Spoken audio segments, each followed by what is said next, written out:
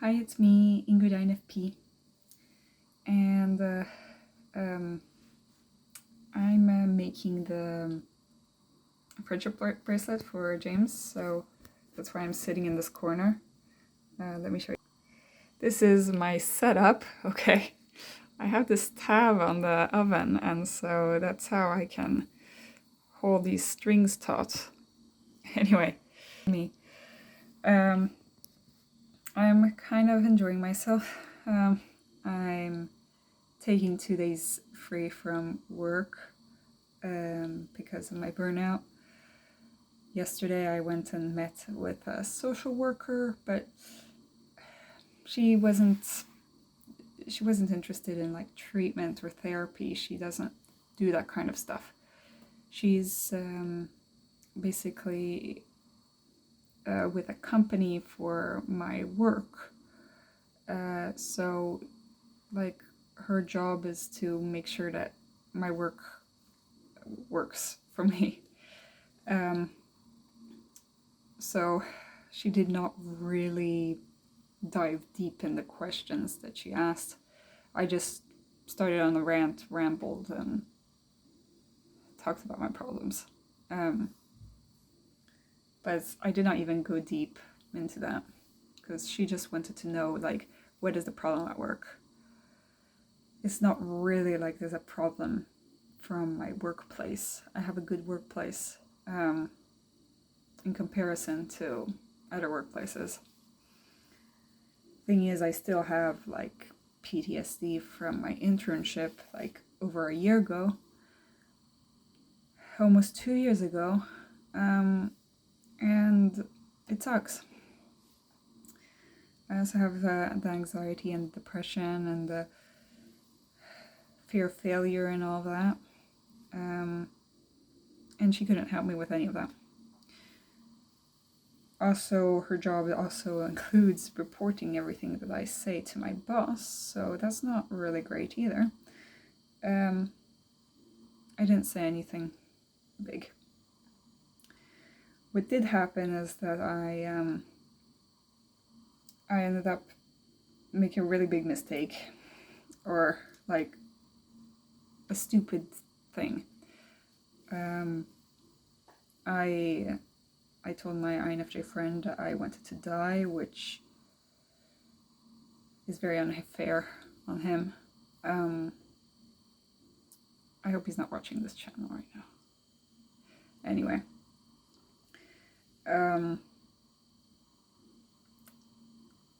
I apologized. It wasn't good. I've done the exact same thing a year ago, and I didn't learn from my mistakes. I don't know if my INFJ friend has door slammed me forever, or at least it feels like I'm in the doorway. So that kind of that's my own fault. I didn't mean it that way, but it doesn't matter really how I meant it. He still got hurt, and I understand him. I do not want to die. That's my clarification for you guys. I just am tired, and I wish time would stop. You know, that's what I wished. I wish I could focus on getting therapy and stuff, but like I still haven't gotten enough time with the psychologist, and I still have to work to get money. And I have to make my plan for my work, and I can't get away from it because otherwise I need to find a new job, and like I'm not in the position right now to change jobs and move again. So I'm seeing where this goes. Okay. I've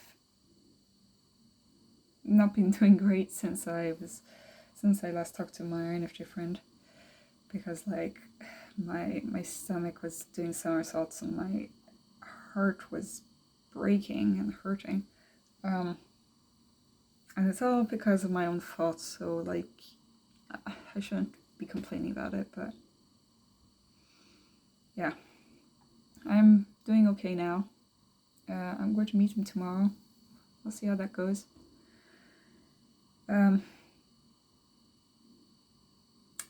I was talking to Vondelpiet, who was talking about subconscious functions, and I think I've talked about this a little bit before. I don't believe in the 8-function theory, but Vondelpiet is the closest person, like the closest I've gotten to believing it. Okay. Because like he argues, I don't know, he says that FE and NI are quite high in INFPs, in that they're unconscious but they're strong. And I could see that. At the same time, it kind of destroys the whole point of having the functional stack. I kind of lean on the Renault-Contini's side of things, where I think that we shouldn't overcomplicate with having this unconscious functions. Renault-Contini is really into Jungian existentialism, so he's really into just like the Jung functions, and like he puts his own spin to it, but it's not really. He doesn't want to talk about those 4 other functions that are not in the function stack. My INFJ friend has another theory that is that like the inferior function doesn't exist. Basically, it's just a manifestation of the fact that your dominant function is too strong, then that represses its opposite end, which is the inferior function. Now, I don't know how to argue against that, but it just feels a little bit like, I mean, it's just saying the same thing, but you saying in different ways. The only thing is that he argues that you can't use your inferior function. That's his claim, because you're basically just like, it's just that you're balancing out your dominant functions. I'm pretty traditional in the way that I see the functions. I do believe in loops, which isn't in the regular theory.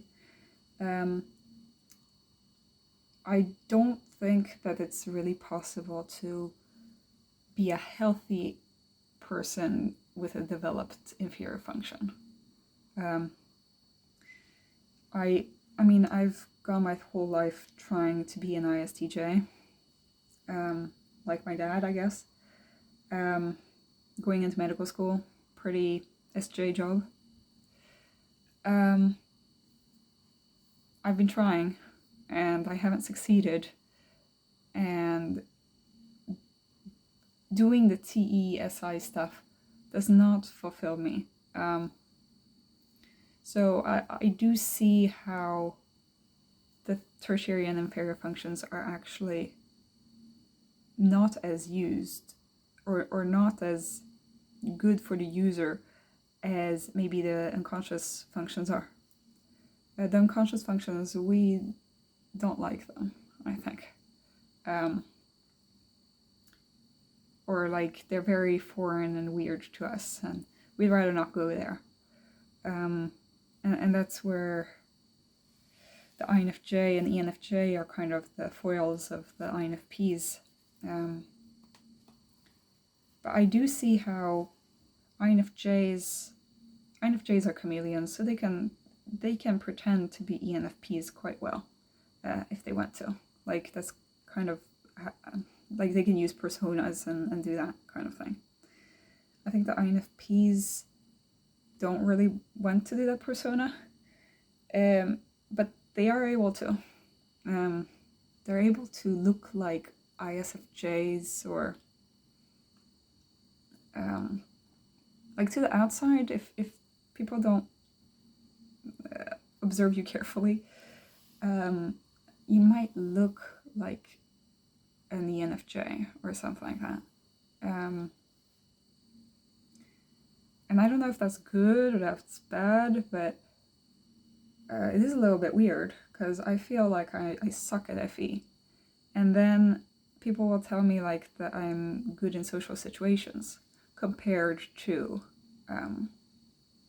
some types that have FE but in their tertiary and fourth slot. Like INTPs. I guess that I'm more socially aware than INTPs. Which technically shouldn't make sense. Because I don't have FE at all in my stack.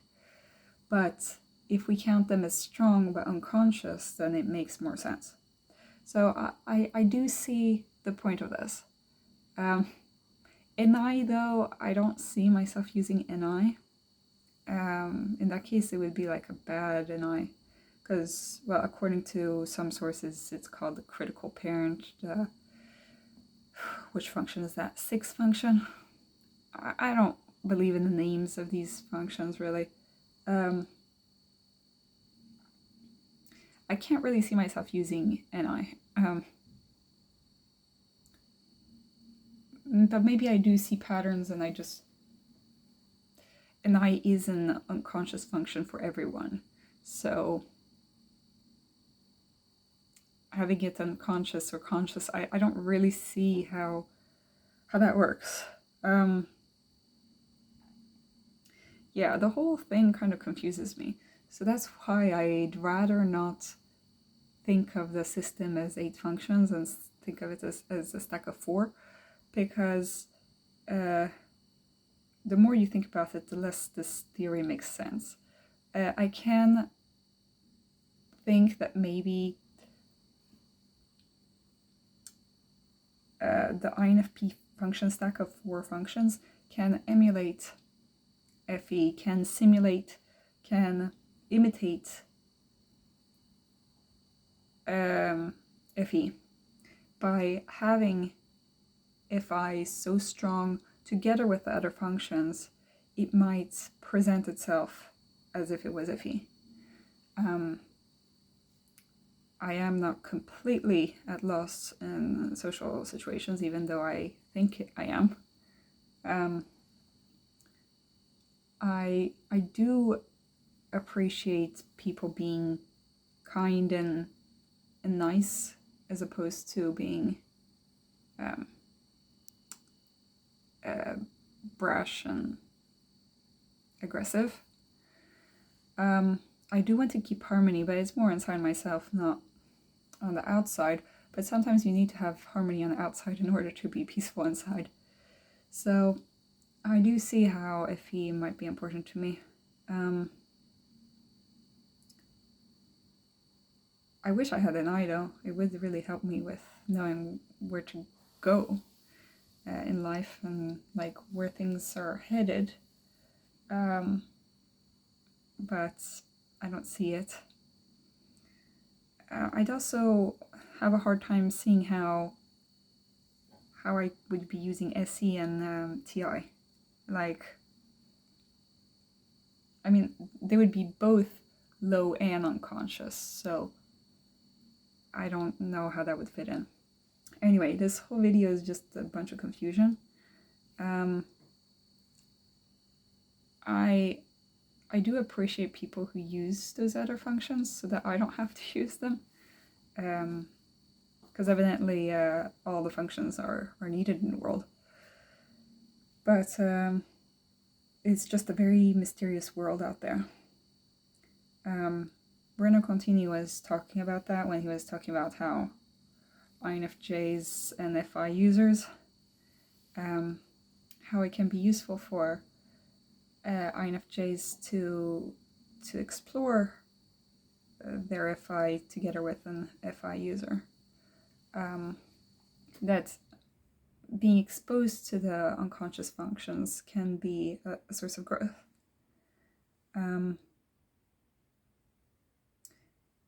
I also made a video about how MBTI doesn't really show us the path for growth. We have to figure it out on our own. And this is just a tool to like understand the world in order to be able to figure it out ourselves. At the moment, my INFJ is a lot about telling me that like I can only choose my own path, and that is scary, obviously. I'm a pretty dependent person. Like I'm an Enneagram 6 wing 7, so it's basically like I need to ask a small army of people before I can make any kind of decision. It's like I always need to ask several people, and then I disregard all of their advice. And in the end, my best decisions are made on my own, but I can't make those decisions unless I have talked to other people first. And that is maybe problematic, but since it's the way I've always done stuff, I don't particularly see it as that bad, because the times I've made decisions completely on my own, it's been shit, and the times that I've asked too many people and followed their advice has also been shit. So basically, the only thing that works is me asking people and then not following their advice deliberately. Yeah, of course, that's frustrating for the people around me. I am alienating a ton of people. And it's like I'm so numb at this point that I don't even care. And that's like I'm definitely super stressed out about it. But I don't know why. It's just I think that's because of burnout, like it's too much for my brain. So I can't think or feel anything. I just rather lay it to the side and hope for the best. You know? I am feeling okay because of this weird coping mechanism that I have, but yeah. I mean, being an ISTJ is not something that I would recommend. It kind of led to me getting burnt out. Being an ENFJ is also what I've been trying to emulate. Doesn't work out either. You get burnout whenever you try to become something that you're not. I mean, by always taking on more tasks, like being helpful and nice and thinking about others before yourself, which is what I've been doing with my patients and my coworkers and stuff, kind of means that you don't have energy for yourself anymore. Being an ISTJ, you start getting the problems of the ISTJ. It starts getting boring. It starts getting monotonous. It's very rigid and just doing tasks without any meaning tied to it. It's not good for an INFP to do this. So yeah, now this video is getting long. I'm going to be finishing up the friendship bracelet and putting them in the mail. Tell me what you guys think. What do you think about the 8-function theory? Have you been in your shadow or anything like that? How have you gone forward in life, like when you don't know how to make decisions? I'd like to know. Have a great day. Bye.